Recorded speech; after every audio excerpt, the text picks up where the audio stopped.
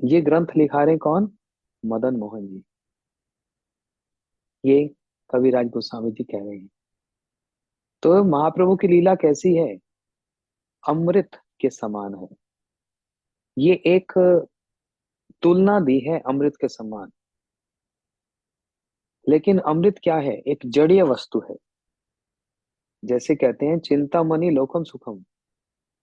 चिंतामणि एक ऐसी मणि होती है जो कि लोहे को यदि स्पर्श कर दिया जाए तो वो क्या बन जाता है? पारस मणि बोलते हैं। चिंतामणि वो सोना बन जाती है। लेकिन चिंतामणि इस संसार का सोना तो दे सकती है, लेकिन क्या चिंतामणि उस संसार का, आध्यात्मिक संसार की भक्ति और कृष्ण चरणों में अनुराग दे पाएगी? नहीं, वो नहीं दे पाएगी। इसलिए एक अमृत, अमृत एक ऐसी वस्तु है जिसको प्राप्त करने के लिए भगवान को चार चार अवतार धारण करने पड़े। अमृत कोई साधारण वस्तु नहीं है।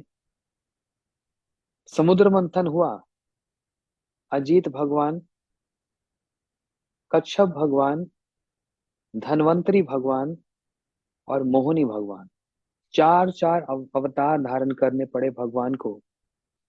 और देवताओं और असुरों के बीच में मंदराचल पर्वत को समुद्र में रखकर वासुकी नाग की रस्सी बनाकर उसका मंथन किया गया। और जब मंथन होता है तो बहुत कुछ निकलता है भाई। हमारे साधन काल में भी जब हम साधन करते हैं तो हम भी अपने मन और बुद्धि का मंथन करते हैं। ये समुद्र मंथन लीला बड़ी उपयोगी, साधकों के लिए बड़ी उपयोगी है। इसमें मंथन किया जाता है। एक एक क्रिया का, एक एक लीला का वहां पर विचार करके देखा जाए तो एक साधक के लिए वो बड़ा उपयोगी है, क्योंकि उसमें मंथन है। किसका? मन का मंथन है। मन कैसा? जिस मन का कोई अस्तित्व ही नहीं है। वो मन कैसा? जो कभी संकल्प करता है, कभी विकल्प करता है। आज ये अच्छा है, कल वो बुरा है। तो संकल्पात्मक और विकल्पात्मक ये मन की स्थिति है। तो मन का मंथन साधन करने के लिए इन इंद्रियों की आवश्यकता है। यदि हाथ ही नहीं होंगे तो माला कैसे धारण करेंगे? यदि हाथ ही नहीं होंगे तो ठाकुर जी की, गुरु जी की सेवा कैसे करेंगे? यदि पैर ही नहीं होंगे तो परिक्रमा कैसे होगी? नेत्र नहीं होंगे तो भगवान के शिव विग्रह का दर्शन कैसे निहारेंगे? नासिका नहीं होगी तो भगवान के चरणों में अर्पित जो पुष्प और तुलसी, उसकी गंध कैसे ली जाएगी? जीवा नहीं होगी तो कृष्ण प्रसाद का स्वादन कैसे होगा? जीवा नहीं होगी तो कृष्ण नाम कैसे जप होगा? और ये कान नहीं होंगे, आहा, इसकी तो बहुत बड़ी उपयोगिता है। सब कुछ तो कान से ही होता है। कोई भी शुभ समाचार या दुखद समाचार सुना जाता है तो कानों से ही किया जाता है। भगवान को देखने की, दर्शन करने की उपयोगिता भी इन कर्णों के द्वारा ही प्राप्त होती है। नहीं तो ये कान कैसे हैं? बोलते हैं जीवासुति कर्णपुट निवसा। जी, ये जीवा यदि भगवान का नाम नहीं लेती तो ये मेंढक के टर टर के समान है। जैसे मेंढक टर टर टर करता है। और बिले बट उक्रमे विक्रमे ये न कर्ण पुट निवस। जीवासुति दार्दो के वसुत नाचो उपगाई उर्गाए गाथा।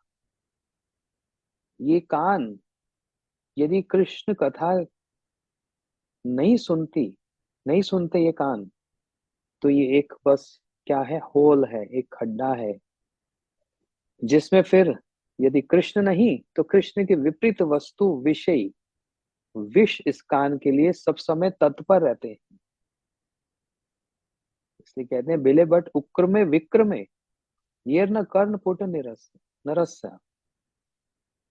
भगवान उरुक्रम अर्थात कृष्ण के जो विक्रम है, अर्थात उनकी जो महिमा है, वो यदि इस कान के द्वारा नहीं सुनी जाती तो इस कान की कोई सार्थकता नहीं है। इसलिए साधन होगा इन इंद्रियों के द्वारा ही, है ना। इसलिए साधक जो है मंथन करते हैं, जिससे जो एसेंस निकले, जो सार निकले, वो अमृत होगा। अब किसी भी वस्तु का मंथन करेंगे तो पहले तो उसके अंदर से दुर्गंधी ही निकलेगी। पहले उसके अंदर से वो वस्तु निकलेंगी जिसकी आवश्यकता नहीं है। कृष्ण अन्यत्र वस्तु, जो कृष्ण का जिससे कोई लेना देन नहीं है, वो संस्कारों का मंथन होता है, वो अनर्थों का मंथन होता है। और ये उसी के साथ होता है जो साधक वास्तव में साधन कर रहा है।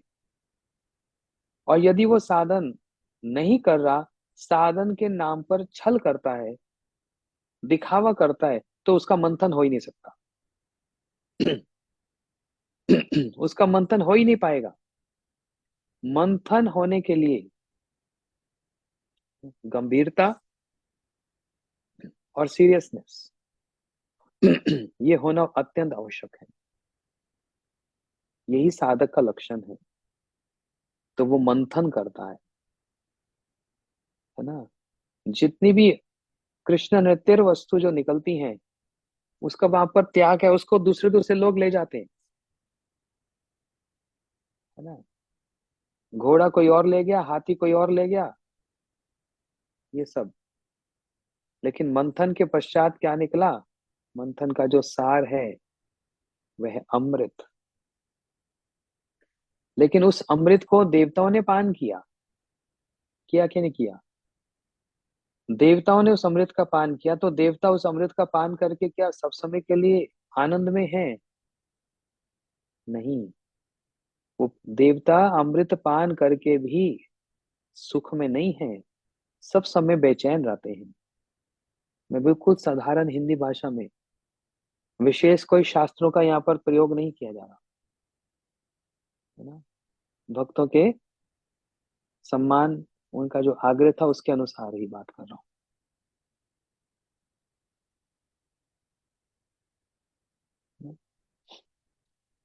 देवता भी वो सुखी नहीं। कैसे सुखी नहीं? सुखदेव गोस्वामी जी जब भागवत कथा कहने बैठे तो स्वर्ग से देवता अमृत का कलश लेकर आ गए। बोलते हैं, हे सुखदेव जी, ये स्वर्ग का अमृत तो परीक्षित को पिला दो, क्योंकि 7 दिन के पश्चात उसकी मृत्यु होने वाली है। तो उनके लिए ये अमृत बड़ा उपयोगी है, बहुत काम का है। और इसके बदले में आप हमको कृष्ण कथामृत पिला दो। जो आप अभी कृष्ण कथा कहने जा रहे हैं, वो आप हम सबको पिला दो। सुखदेव गोस्वामी जी सबके हृदय की बात को जानते हैं। सर्वभूत हृदयम मुनि मानतोस्मि। वे जान गए देवताओं का प्रयोजन क्या है। वे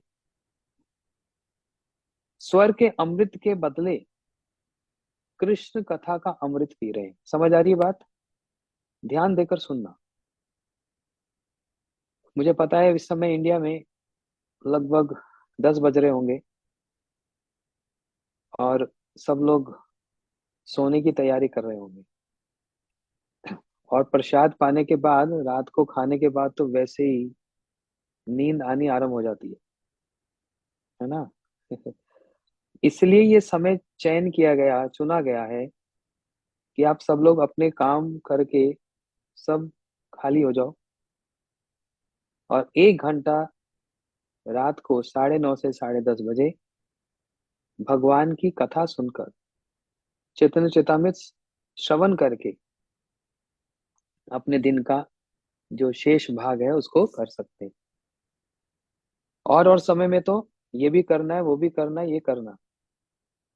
तो ये सब करने में कभी भी ध्यान नहीं लगेगा। कथा में ध्यान तभी लगता है।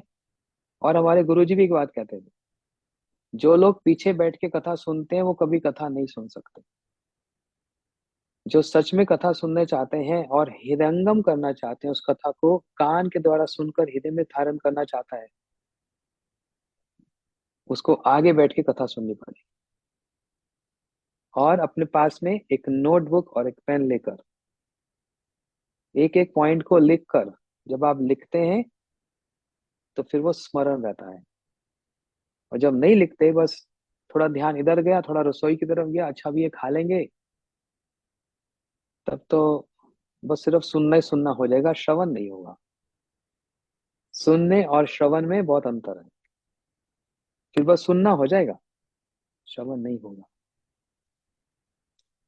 इसलिए देखो, हम पहले भी जब जूम क्लास करते थे उसमें भी मैंने एक बात कही थी, जो लोग ऑफ स्क्रीन रहते हैं ना, स्क्रीन पे नहीं आते, वो कुछ घर का काम भी कर रहे होंगे, मेरे को पता है।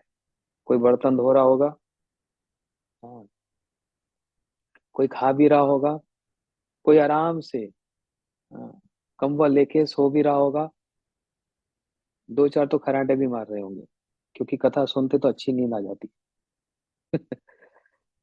है ना। लेकिन स्क्रीन ऑन क्यों नहीं करेंगे? क्योंकि दूसरे दूसरे काम कर रहे हैं, है ना। लेकिन स्क्रीन ऑन करेंगे तो सारी दुनिया देखेगी, और उस समय एकदम सामने ठीक ठीक रूप से बैठना पड़ेगा, होता है ना। और जब ऐसे सामने बैठकर कथा सुनी जाएगी, ये होता है वक्ता को डायरेक्ट देखकर, हाँ, और बिल्कुल सतर्क होकर, अटेंटिवनेस बहुत जरूरी है कथा सुनने में। तभी वो कथा कान के द्वारा हृदयंगम हो सकती है, हृदय को छू सकती है। इसलिए 1 घंटा रोज बस आप लोगों से चाहूंगा, 1 घंटा, पूरा 1 घंटा ध्यान से कथा सुनना। बाकी काम फिर बाद में या पहले करते रहना। ध्यान से वो 1 घंटा कथा सुनो, और चैतन्य चेतामृत को, महाप्रभु की लीला को अपने हृदय में उतार लो। बस यही एक सबसे उत्तम उपाय है। वो तभी संभव है जब आप सामने स्क्रीन पर आएंगे। तो आज तो मुझे लग रहा है बहुत से माता, बहुत से भक्त लोग आज तैयार नहीं है, कल तैयारी करके आएंगे। हाँ, श्रुता श्रुतम नित्यम, जिस प्रकार से कहा नित्यम भागवतम सेवया, सब समय श्रीमद् भागवत की कथा की सेवा करो। भागवत कथा की सेवा कैसे की जाती है? सुनकर, श्रवण करके। ऐसे श्रुताम श्रुताम नित्यम, चैतन्य चेतामृत को नित्य श्रवण करो, और नित्य ही इसका गान करो। नित्य, नित्य का मतलब ये नहीं होता कि दिन में 1 घंटा, वो नित्य नहीं है। नित्य का मतलब ये नहीं होता कि हर रोज, वो भी नित्य नहीं। नित्य का मतलब है सब समय। और वो कैसे पॉसिबल है, वो कैसे संभव है? जो भी हम कथा सुनेंगे, जो भी हम कथा कहेंगे, उसका चिंतन रहेगा। कैसे चिंतन होगा? जब हम हरि नाम करेंगे। आप सबके कोई ना कोई गुरुदेव हैं, उन्होंने आपको माला दी, मंत्र दिया। माला जब करते हैं तो क्या ध्यान हरि नाम पर होता है? बहुत मुश्किल है। ध्यान और विषयों की तरफ जाता है, और बातों में जाता है। उसी ध्यान को ठीक से रखने के लिए क्वालिटी चैंटिंग,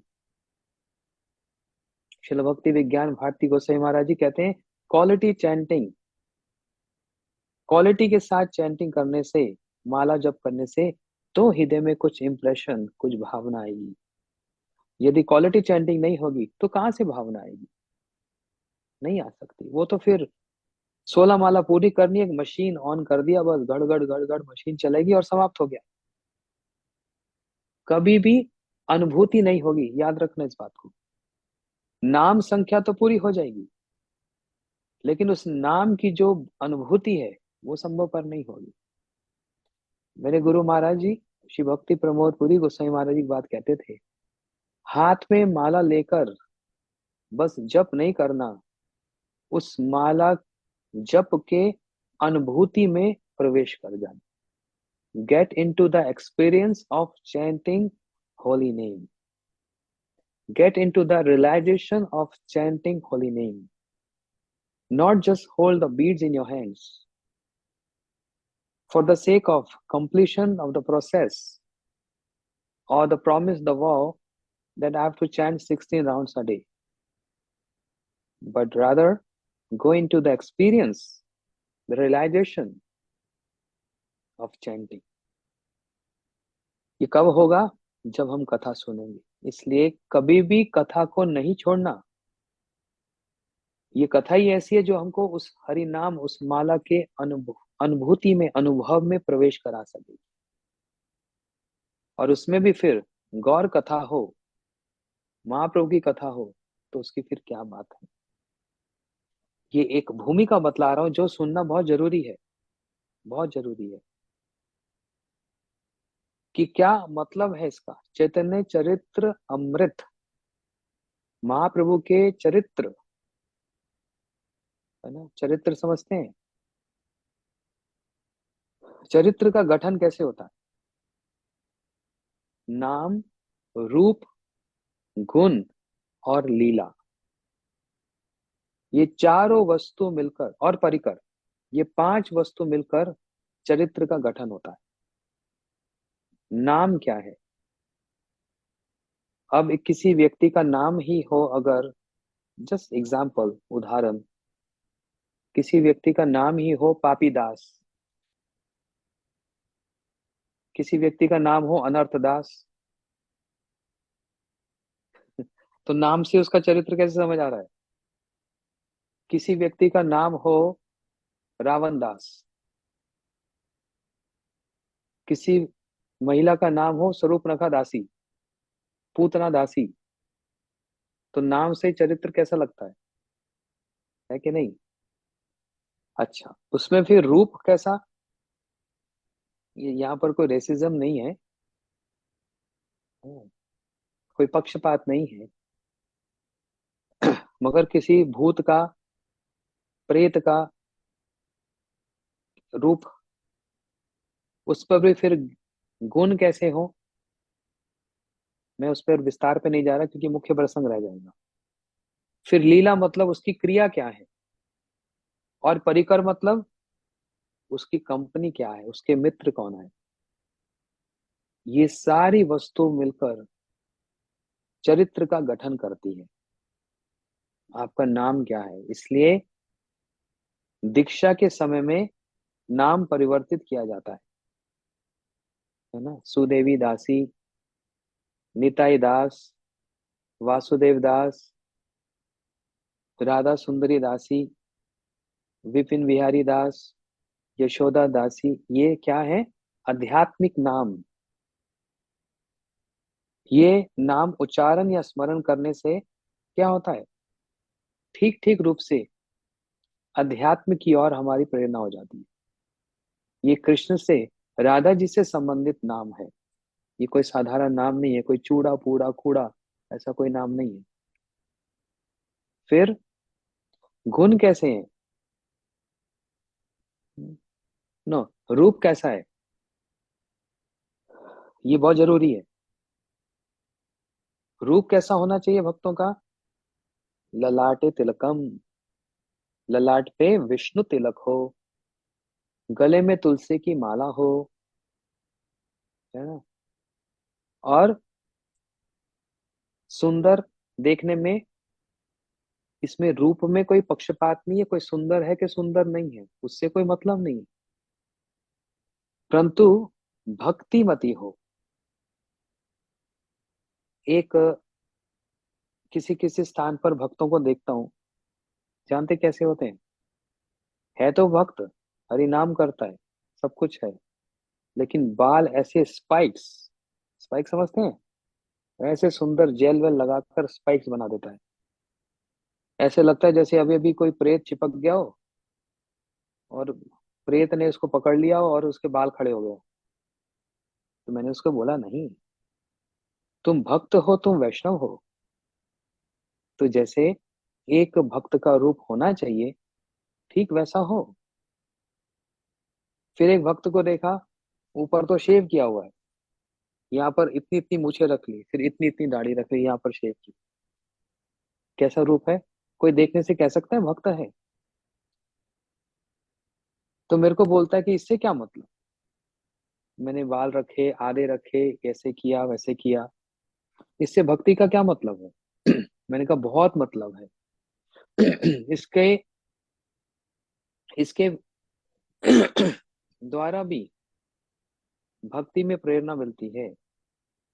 आपका रूप जैसा होगा, कितना सिंपल होगा भक्तों का, वो उतना ही सौंदर्य बढ़ेगा। इसलिए रूप भी चरित्र का गठन करता है। नाम तो करता ही है, रूप भी करता है। और गुण तो करते ही है। गुण तो करते ही है। गुण कैसे हो? कोई व्यक्ति किसी भी स्वभाव का क्यों ना हो, अब ये स्वभाव और गुण ये दो अलग वस्तु है। कोई बड़े हंसी हंसी खुशी स्वभाव वाला है, और कोई बड़े क्रोध वाले स्वभाव वाला है। ये उसका गुण नहीं है, ये स्वभाव है। इसमें कंफ्यूज नहीं होना और इसको एक नहीं मानना। हमारे गुरुदेव श्री भक्तिवेदांत नारायण गोस्वामी महाराज जी बात कहते थे। गुरु जी कहते थे, देखो कभी कभी देखा जाता है कोई भक्त बड़े क्रोधी स्वभाव का है, उसको एकदम से गुस्सा आ जाता है। तो इसका मतलब क्या वो भक्त नहीं है? क्या वो भक्ति नहीं कर सकता? गुरु जी बोलते थे, ये कोई बात ही नहीं है। वो क्रोधी स्वभाव होना वो स्वभावगत है, वो गुणगत नहीं है, वो स्वभावगत है उसका, है ना। क्रोध का और भक्ति का कोई लेना देना नहीं है। जैसे बड़ी आसानी से कह देते हैं, अरे आपको इतना गुस्सा आता है, आप कैसे भक्त हो? जो गुस्सा आता है, क्रोध आता है, ये शरीर का स्वभाव है उसके, उसका भक्ति का उससे कोई लेना देना नहीं। भक्ति आत्मवृत्ति है। और बाकी क्रोध या फिर अक्रोध, ये आत्मवृत्ति नहीं, ये शरीर का है। तो एक व्यक्ति अच्छे से हरि नाम करता है, गुरु सेवा करता है, सब कुछ करता है, लेकिन साथ साथ उसका स्वाभाविक क्रोधी वाला स्वभाव है। तो ये मतलब नहीं कि उसको क्रोध आ रहा है तो इसलिए वो भक्ति कर ही नहीं सकता। नहीं, भक्ति क्रिया जो करता है वो उसकी अपनी अलग है, वो आत्मवृत्ति है। और क्रोध होना या नहीं होना ये स्वभावगत है। इसलिए नाम रूप और फिर जो गुण है, गुण स्वभाव से नहीं, गुण उसके भक्ति से गठित होते हैं, उसके साधन से, उसकी सेवाओं से गठित होते हैं। सेवा का अर्थ क्या? भज धातु सेवयम। सेवा के भी अनेक अनेक विचार हैं। कोई सेवा करता है अपने मन की संतुष्टि के लिए, कोई सेवा करता है गुरु और भगवान की संतुष्टि के लिए। अपने मन की संतुष्टि के लिए जो सेवा की जाती है वो क्या है? आत्मेन्द्रिय प्रीतिवांचा, ताते बोले काम, वो अपने लिए किया जा रहा है। लेकिन कृष्ण इंद्रिय प्रीतिवांचा धरे प्रेम नाम, जहां पर भगवान के उद्देश्य के लिए सेवा की जाती है वही वास्तव में सेवा। ध्यान से समझिए। हम लोग बड़ी बड़ी बातें तो जरूर सुन लेते हैं, हम लोग कथाएं तो बहुत सुन लेते हैं, हम लोग ग्रंथ तो बहुत अध्ययन कर लेते हैं, हम हरि नाम भी बहुत कर लेते हैं, कथा भी बड़ी बड़ी बोल लेते हैं, लेकिन दिनचर्या में, डेली प्रैक्टिस में इसका कितना बड़ा एक अस्तित्व है, एक रोल है। जो भी सेवा मैं कर रहा हूं, मैं कर रही हूं, क्या वो अपने सुख के लिए या अपने गुरुजी और भगवान के सुख के लिए? इस पर विचार करके देखेंगे। और ये व्यक्तिगत होगा, it varies from person to person. सबका एक जैसा नहीं हो सकता, सबका अलग अलग होगा, सबका अलग अलग। यस्यस्ति भगवत भक्त किंचना सर्वगुणस्ते समस्त सुरा। जो अकिंचन भक्ति करते हैं, ध्यान से समझना, चितन चिता में सुनने जा रहे हैं, इन बातों को समझना बड़ा आवश्यक है, बहुत आवश्यक है। इसलिए मैं इसको एम्फसाइज कर रहा हूँ, इसको जोर देकर बोल रहा हूँ। यस्यस्ति भगवत भक्त किंचना, भगवान के चरणों में जो भक्ति है, कौन सी? बोलते हैं अकिंचन भक्ति। अकिंचन भक्ति का मतलब निर्गुण भक्ति। निर्गुण भक्ति का मतलब शुद्ध भक्ति, जिसमें किसी प्रकार का कोई मिक्सचर, कोई मिश्रण नहीं। शुद्ध भक्ति, जो कि बहुत कम लोग संसार के जानते हैं, है ना। कहते हैं भक्ति तो भक्ति है, सारी क्रिया भक्ति नहीं है। कहीं पर कर्म मिश्रा भक्ति है, कहीं पर ज्ञान मिश्रा भक्ति है। जहां पर कर्म जुड़े हुए हैं, स्वर्ग इत्यादि प्राप्ति करना, है ना। ये यज्ञ किया, वो यज्ञ किया, वो दान किया, वो पुण्य किया, किस क्या होगा? स्वर्ग की प्राप्ति होगी। कर्म मिश्रा भक्ति मतलब नाम, सेवा, भागवत श्रवण, ये सब होगा, लेकिन साथ साथ क्या है? कर्म मिश्रा भक्ति। स्वर्ग की प्राप्ति के लिए सब किया जा रहा है। फिर दूसरी है ज्ञान मिश्रा भक्ति, मुक्ति प्राप्ति के उद्देश्य से जो साधन किया जाता है, मुक्ति प्राप्ति। तो आश्रय तो फिर इसी का लेना पड़ेगा। किसका? भगवान के नाम का, हरि कथा का, भागवत का। इसके आश्रय लिए बिना तो संभव नहीं हो पाएगा। इन्हीं वस्तुओं का आश्रय लेना पड़ेगा। चैतन्य चेतामृत का पाठ भी होगा, लेकिन उद्देश्य क्या है, इंटेंट क्या है, प्रयोजन क्या है, गोल क्या है, वहां पर मिश्रण हो जाता है। किसका? कर्म का और ज्ञान का, वहां पर मिश्रण है। इसलिए वे कर्म मिश्रा भक्ति, ज्ञान मिश्रा भक्ति नहीं। कौन सी भक्ति? शुद्ध भक्ति। शुद्ध भक्ति। यस्यस्ति भगवत भक्त किंचना।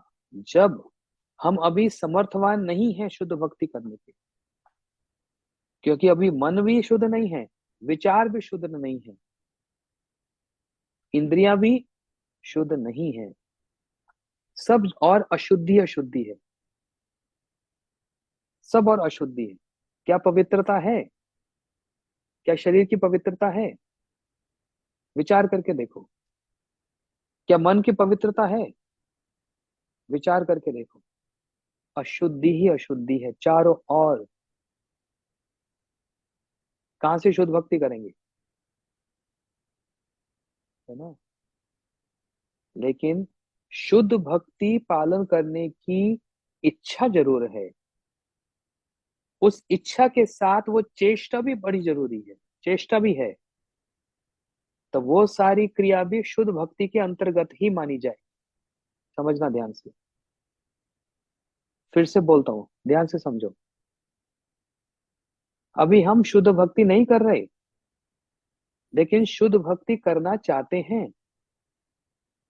वो चाहत भी एक है, और उस चाहत के साथ साथ फिर चेष्टा भी है, प्रयास भी है, प्रैक्टिस भी है। तो वही क्रिया जो चेष्टा प्रैक्टिस की कैटेगरी में की जाएगी,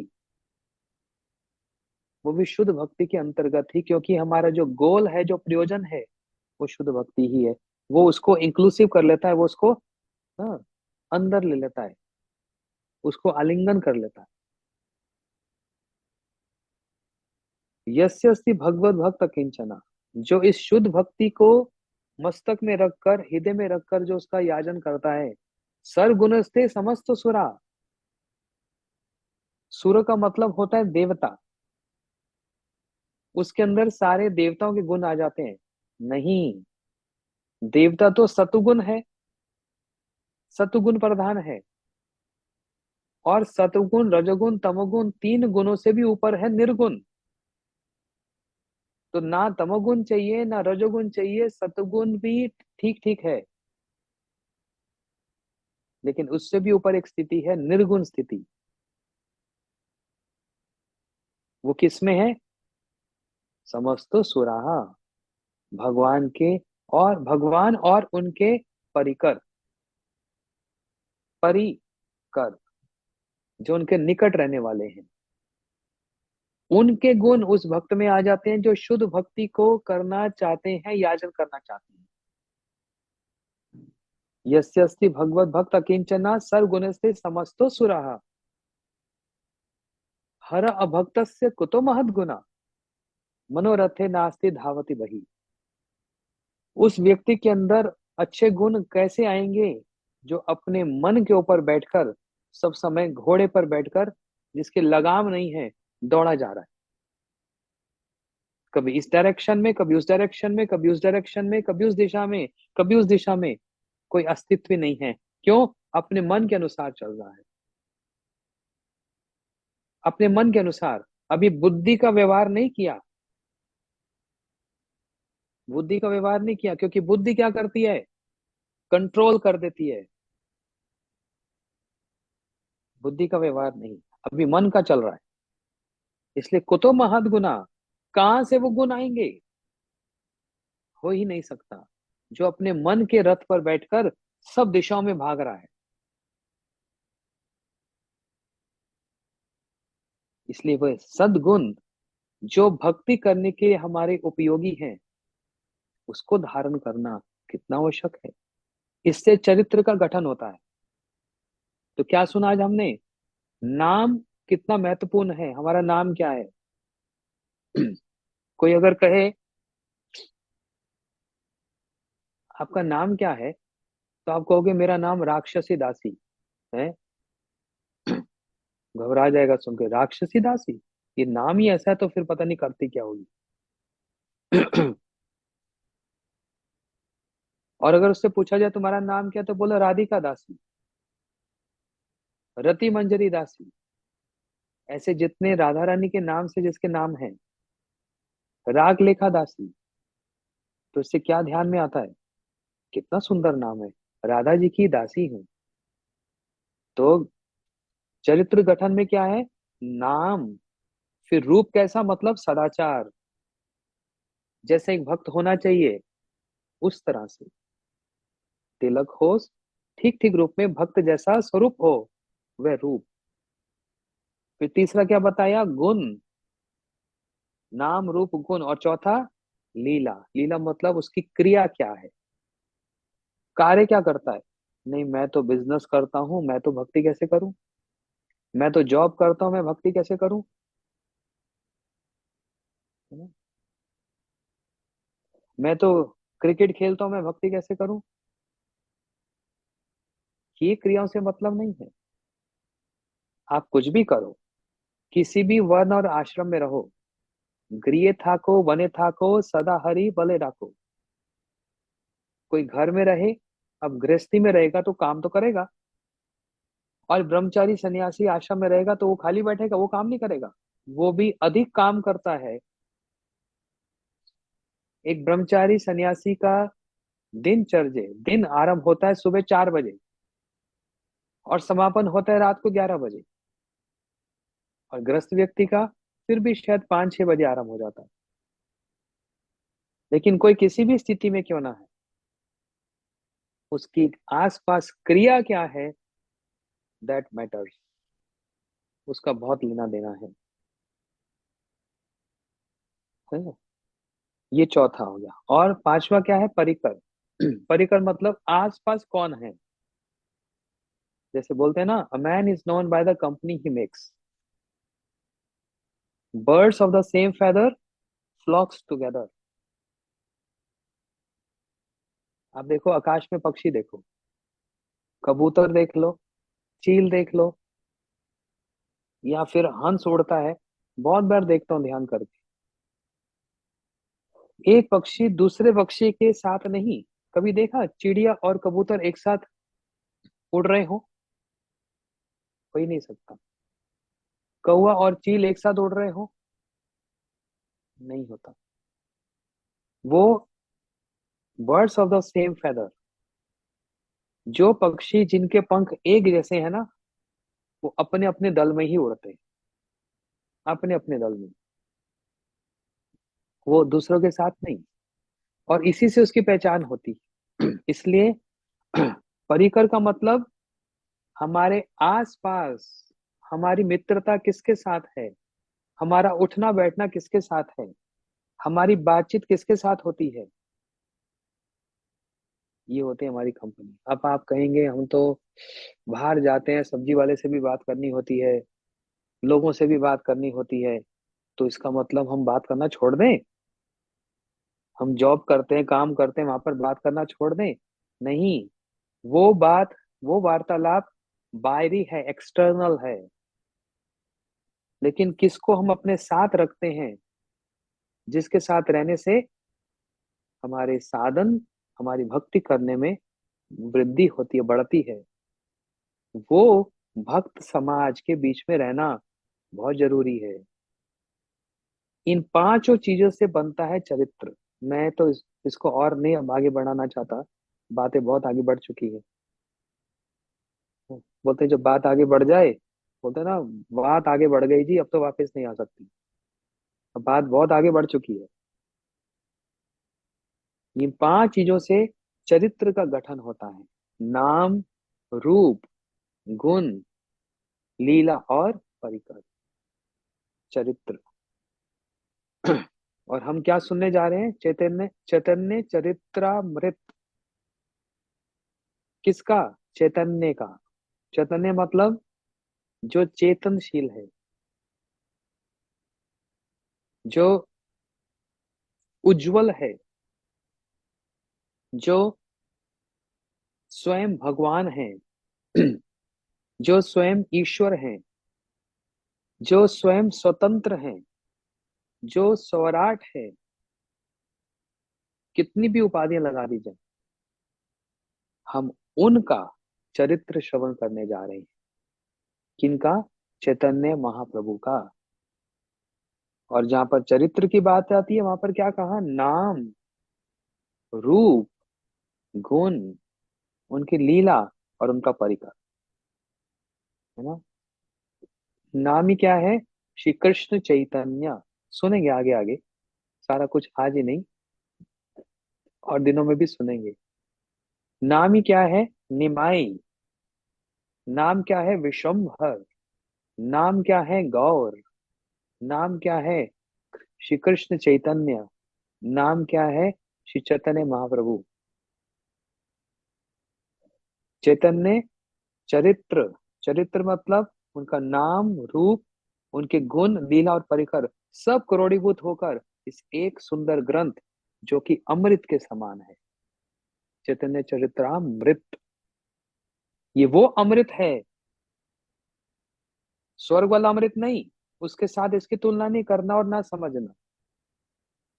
वह स्वर्ग का अमृत, वो तो एक जड़िया है, जड़िए, जिसकी सुखदेव गोस्वामी जी ने भी अवहेलना कर दी, निग्लेक्ट कर दिया। जाओ देवताओं, ये अमृत ले जाओ, अपने पास रखो।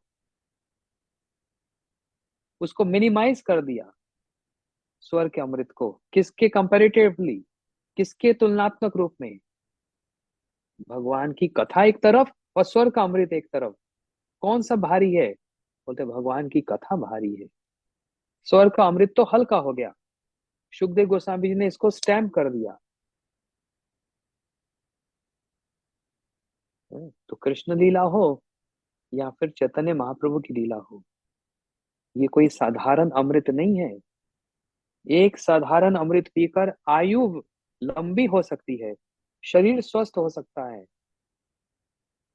लेकिन उस अमृत को पान करने से भक्ति मिल सकती है? नहीं। उस अमृत का पान करने से गौर परिकर में हमारी गणना हो सकती है? नहीं। उस अमृत का पान करने से हम क्या राधा कृष्ण की, या राधा कृष्ण मिलित तनु सचिनंदन गौर हरि की प्रकट लीला या अप्रकट लीला में क्या हमारी कोई सेवा बन सकती है? बिल्कुल नहीं।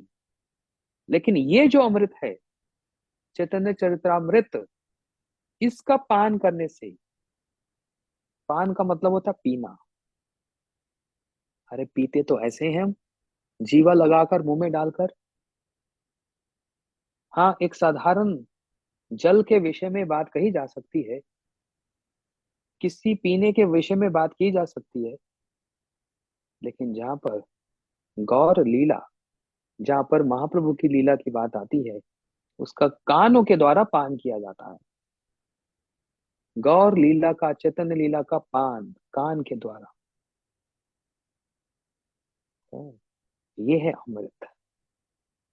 ये कोई साधारण अमृत नहीं, ये वह अमृत है जो जन्म मृत्यु के चक्कर से तो छुटकारा दिला ही देगा, जो अजर अमर बना ही देगा। लेकिन इससे भी ऊंची एक वस्तु क्या करा सकता है? महाप्रभु के चरणों की सेवा प्रदान कर सकता है। क्या करा सकता है? गौर परिकर में हमारी एक गणना, हमारी गिनती भी करा सकता है। इतना महत्वपूर्ण है चैतन्य चेतामृत को पढ़ना, सुनना और कहना, और पढ़कर सुनकर कहकर फिर उस पर ध्यान देना। जब माला करें, जब हरि नाम करें, मंत्र करें, इन सब विचारों को मस्तक पे रखकर जो हरि नाम किया जाएगा और हृदय से प्रार्थना करते हुए हरि नाम किया जाएगा, तो देखो नाम की अनुभूति, तब समझ आएगा वास्तविक अमृत किसमें है, तब समझ आएगा। इसलिए ये आज की कथा तो एक भूमिका हो गई, एक इंट्रोडक्शन हो गई चैतन्य चेतामृत की, कि वास्तव में हम क्या करने जा रहे हैं। हम चरित्र का गठन करने जा रहे हैं, और वो अपने निज चरित्र का गठन कैसे होगा? उन गौर महाप्रभु के चरित्र को श्रवण करके, जो कि साधारण अमृत नहीं, एक दिव्य अमृत के समान है, जो चैतन्य स्वरूप है, चैतन्य स्वरूप है, चेतन है वहां पर, वहां अंधकार नहीं, वो एक चेतन है, एक उजाला है, एक दिव्य वहां पर अनुभूति है। वह अमृत का पान करने जाए। इसलिए आज तो एक फाउंडेशन बनाने में ही समय लग गया, जो कि बहुत आवश्यक है समझना। और हर ग्रंथकार इसी प्रकार से एक ग्रंथ के एक आधार को प्रकाशित करके, उसके ऊपर फिर उस नींव को स्ट्रॉन्ग करके, उसके ऊपर फिर वो महल खड़ा करते हैं। इसको कहते हैं भूमिका, इंट्रोडक्शन। मैं ये बता दूं सभी भक्तों को कि हम आदि लीला से आरंभ नहीं कर रहे। आदि लीला मैं पहले कर चुका हूं, आप लोग सुन सकते हैं। हमारे भक्त लोग बता देंगे, मेरे को तो ठीक से ज्ञान नहीं है। यूट्यूब में कहीं पर होगी आदि लीला, आप उसको सुन सकते हैं। परंतु हम लोग आरंभ करेंगे मध्य लीला, क्योंकि भक्तों की इच्छा थी हम सिद्धांत तो सुनेंगे, लेकिन महाप्रभु की लीलाओं को हमने कोई विशेष सुना नहीं। हम उन गौर लीलाओं को सुनना चाहते हैं, साधारण भाषा में और कम तत्व सिद्धांत के अनुसार। मैं बड़ी मुश्किल से अपने आप को रोके रखा हूँ। वो बार बार वो मेरे ध्यान में वो लोग आ जाते हैं, भक्त आ जाते हैं, जिन्होंने प्रार्थना की थी कि साधारण रूप में लीलाओं को श्रवण करेंगे। तो आप सबकी सेवा के लिए साधारण भाषा में कल हम लोग मध्य लीला को श्रवण करेंगे, और देखते हैं ये प्रवाह कब तक चलेगा। हर रोज इसी समय पर हम लोग इस कथा को श्रवण करेंगे। श्री कृष्णदास कविराज गोस्वामी जी के चरणों में सकातर प्रार्थना, वे हमको आशीर्वाद दें। आप नित्य वस्तु हैं, आप हमको आशीर्वाद करेंगे, और हमारे लिए महाप्रभु जी के, नित्य प्रभु के चरणों में हमारे लिए प्रार्थना करेंगे, तो निश्चित रूप से हम जैसे अभागे, हम जैसे पापी, हम जैसे अपराधी भी कभी महाप्रभु के चरणों का अमृत, चरणामृत पान करने के लायक बन पाएंगे। और जैसे महाप्रभु का चरणामृत मिलेगा, तो निश्चित रूप से ये जितने भी अपराध, पाप ताप और बुरी वृत्तियां, ये दूरीभूत होंगी। और सच में अमृत क्या है, और उस अमृत में भी चैतन्य चरितामृत क्या है, इसको जानने की हाँ, हमको पूरी पूरी और भूरी भूरी हमको प्राप्ति हो जाएगी। इसी उद्देश्य से जय जय श्री चैतन्य, जय नित्यानंद, जय अद्वैत चंद्र, जय गौर भक्त वृंदा। सपरिकर सचिनंदन गौर हरि के चरणों में हमारी यही विनती, यही प्रार्थना है। गौर प्रेमानंदे, हरि हरि। सचिनंदन गौर हरि की जय।